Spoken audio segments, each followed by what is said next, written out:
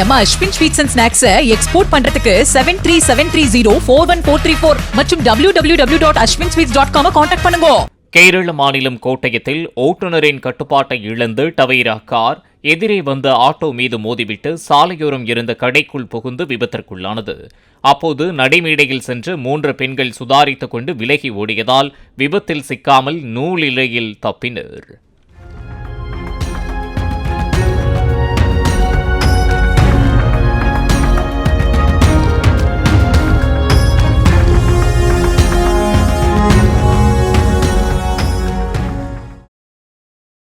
நம்ம Ashwin sweets and snacks export பண்றதுக்கு 7373041434 மற்றும் www.ashwinsweets.com கான்டாக்ட் பண்ணுங்க.